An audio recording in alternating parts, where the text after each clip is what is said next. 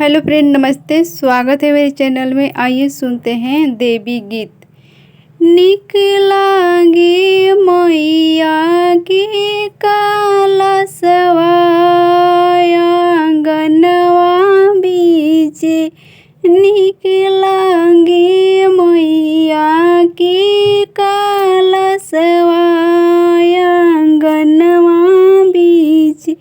पूजे सब मैया के चरनिया आंगनवा बीच।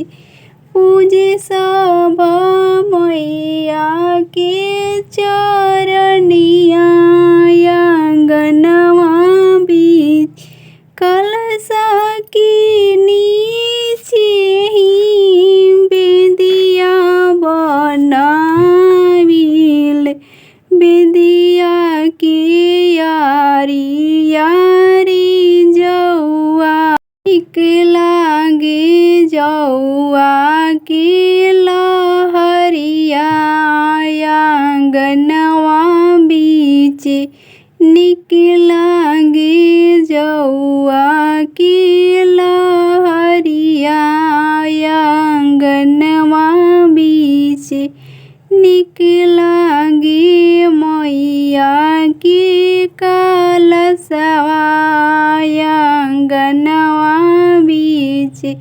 निक लागे मैया के कलशवा आंगनवा बीचे। कलशा के ऊपर यमपति लगाइन। ताई ऊपर नारियर दीवनवा कलशवा बीच। ताही कलशा के ऊपर यम के पलौआ। ताही ऊपर नारियर दियरिया आंगनवा बीच। ताही ऊपर नारियल दियरिया कलशवा बीच। निक लागे मैया के कलशवा आंगनवा बीचे। निक लागे मैया के कलशवा आंगनवा बीच। केहू त लाल चूड़िया केहू पियर की चुनिया। केहू चढ़ावेला चुनरिया आंगनवा बीचे।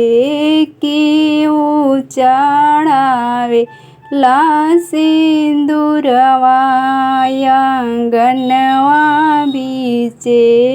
मैया के निक लागे कलशवा आंगनवा बीच।